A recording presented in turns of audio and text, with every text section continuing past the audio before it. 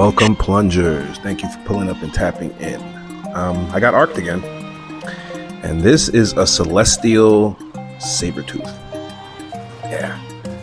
The mod is called Shinies. So yeah, I got ARK-itect again. As you guys know, I like to go bigger and better, and you saw the scale of the pavilion, so I definitely went bigger. The main hexagon in that structure had 14 sides on each wall. It was about 25 walls high. I had elevators and it was fully decorated in rooms, but that was the issue. I think I make my projects, my structures, my builds too big, and then when I log out and try to come back into the game, that is too much to be loaded in by the CPU or whatever. So I don't get access to the map anymore when I do that. Delete it, come back in, and I'm good. So it's either I don't make structures as big anymore, or I'm thinking this might work. Exit the game where there are no structures, and the procedural generating should load them back in when I get closer to the structure. So needless to say, the pavilion is gone, the cabin is gone, and the big one that I was building, I was going to name it the monolith, all gone. So yeah, but this is the replacement right here. So before I decided that I wanted to make all my structures indoors and have all my dinos completely covered, well, yeah, I let that idea go. Now I use topography to create structures and walls and inaccessible places on my bases.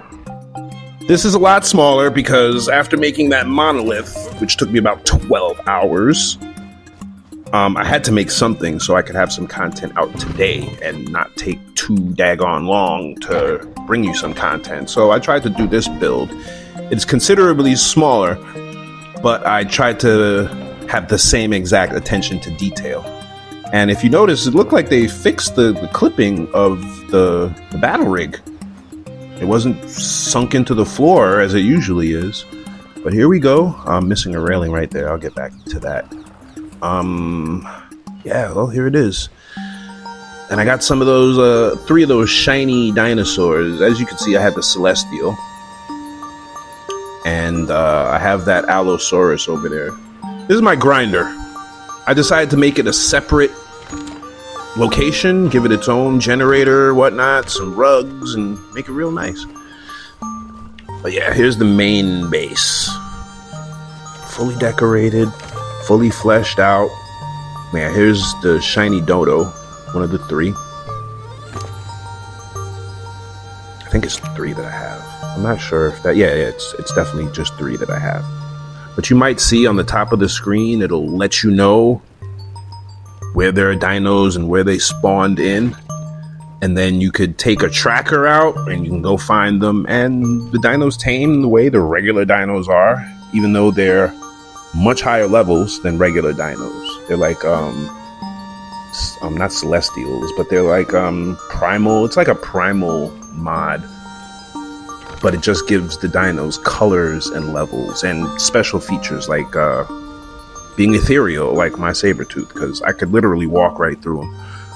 And I'm not even sure if hits do damage to them because I have no idea. But this is my bedroom. It's a nice view. Like I said, fully fleshed out. This feels livable now.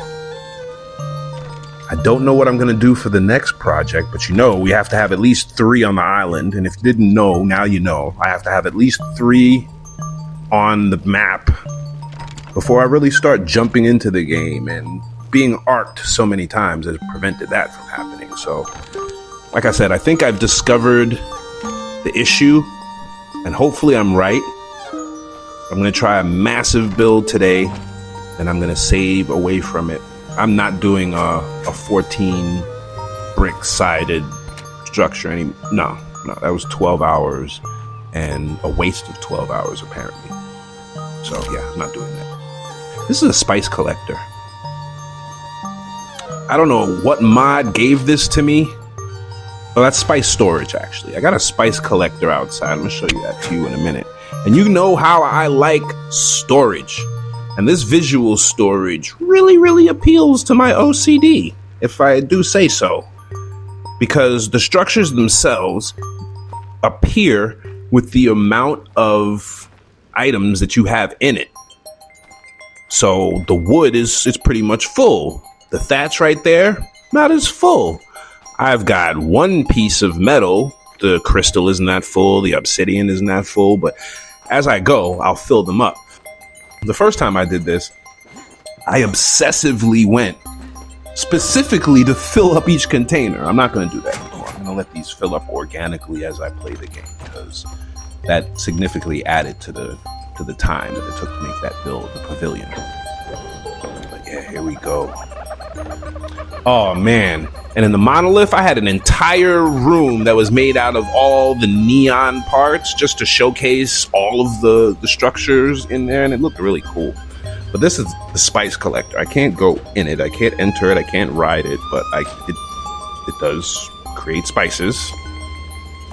And yeah, I have no idea what it does or what the spices are for, but I will find out.